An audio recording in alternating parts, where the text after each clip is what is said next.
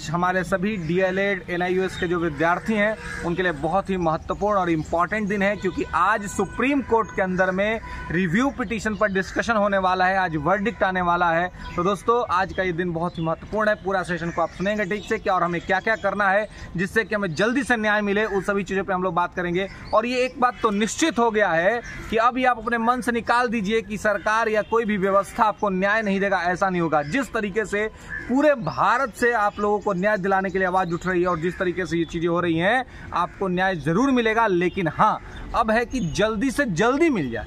अभी इस बात पे कोई क्वेश्चन मार्क नहीं कि न्याय मिलेगा नहीं, क्योंकि संसद के अंदर में आवाज उठ रहा है, संसद में लगातार इस पर बातें हो रही हैं, साथ में कोर्ट में पिटीशन डाला जा रहा है। तो अब ऐसा नहीं है कि न्याय नहीं मिलेगा, आपको न्याय तो मिलेगा ही, लेकिन अब आवश्यकता है कि न्याय कितना जल्दी मिले, है ना, जल्द से जल्द मिले, क्योंकि देरी से न्याय मिलना भी एक प्रकार का अन्याय होता है। तो आपके साथ अन्याय ना हो, इस सब चीज़ को ध्यान रख करके यहाँ पे मैं आपको बताने जा रहा हूँ, कहने जा रहा हूँ दोस्तों कि यहाँ पे इस चीज़ को आप ध्यान रखेंगे कि आप सभी को क्या होना है, एक हो जाना है, एक रहना है, तभी जाकर के न्याय मिलेगा। और पूरे भारत के जो एनआईयूएस डीएलएड के अभ्यर्थी हैं, जहाँ जहाँ वो सब एक हो, वो सब एक प्लेटफॉर्म पे आए कि देखिए जल्दी से त्वरित न्याय लेने का एक ही तरीका है कि आप लोग एक हो करके आप सरकार पर दबाव बनाएं, प्रेशर क्रिएट करें, तभी जा करके आपको जो है सो न्याय मिल पाएगा। अन्यथा आप लोग, जैसे मैं हमेशा कहता हूं, आप लोग भी कहते हैं कि 14 लाख एनआईयूएस डीएलएड अभ्यर्थियों का भविष्य,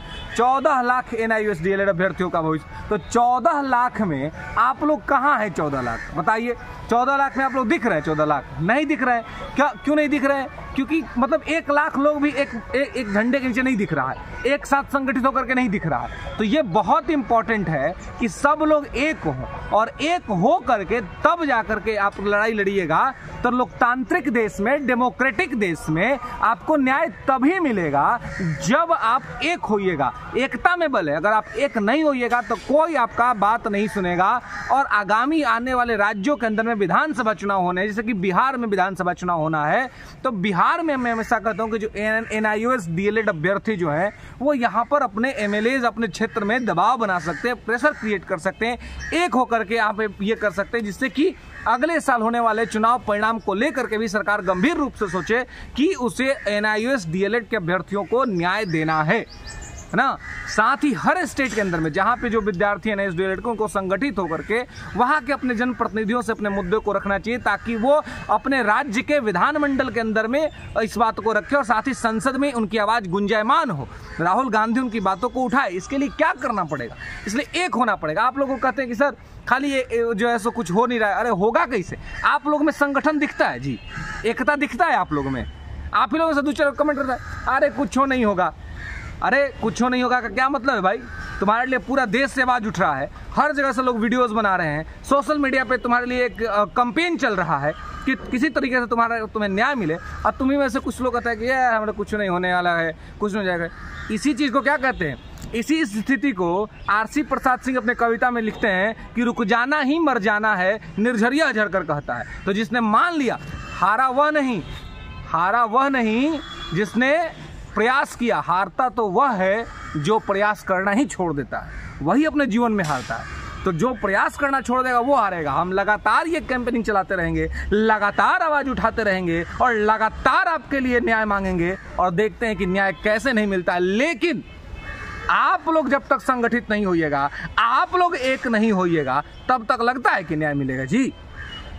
14 लाख एनआईयूएस, 14 लाख एनआईयूएस। अरे आप बताइए, 1 लाख एनआईयूएस भी किसी प्लेटफॉर्म के नीचे खड़े दिखते हो तो आप हमको बता दीजिए। कोई भी आकाश कमेंट सेक्शन में आप लोग नाम बता दीजिए इधर कि सर इस चैनल पर चाहे यहाँ पर 1 लाख एनआईयूएस लोग जो है सो एकदम संगठित है, हमको बता दीजिए, आज हम मान लेंगे। आप अपने स्तर पे क्या कर रहे हैं भाई? इंतजार कर रहे हैं केवल। हो जाएगा। अरे कैसे हो जाएगा? संगठित होइए, प्लान बनाइए, एग्जीक्यूट कीजिए। आज सुप्रीम कोर्ट में रिव्यू पिटीशन पे चर्चा होना है, तो उस पर देखते हैं कि वर्डिक्ट क्या आता है। लेकिन आप सब लोग जितना जल्द में बार रखो कि न्याय आपको मिलेगा, एनआईयूएस डीएलएड को मान्यता मिलेगी, इसमें कोई दो राय नहीं है। मैं लिख के देता हूं, ये मिलेगी, सरकार को देना पड़ेगा, लेकिन जितना जल्दी मिल जाए उतना अच्छा है। ताकि आने वाली आगामी वैकेंसीज में, अभी बिहार में फिर बम्पर वैकेंसी आने वाली है शिक्षक भर्ती में, आपने शिक्षा मंत्री को सुना होगा सदन के अंदर बोलते हुए। तो भाई विद्यार्थियों को मौका कब मिलेगा? तो अगर आप सारे मौके निकल जाए और तब आपको मान्यता मिल भी जाए तो कोई मतलब है उसका? मैं बराबर से कहता हूँ कि देरी से न्याय मिलना भी आपके साथ अन्याय है। तो ऐसी स्थिति में टाइम रहते, समय रहते न्याय ले लेना, ये आपके लिए बहुत ज़्यादा इम्पॉर्टेंट है, बहुत ज़्यादा जरूरी है। इसके लिए आप सभी को सम्मिलित प्रयास और अभ्यास करना चाहिए और एक होना चाहिए। समझ रहे? आज जो भी वर्डिक्ट आएगा, जो चीज़ें होंगी, उसमें मैं शाम को फिर आपको अपडेट दूंगा कि NIOS में क्या अपडेट्स आ रहा है।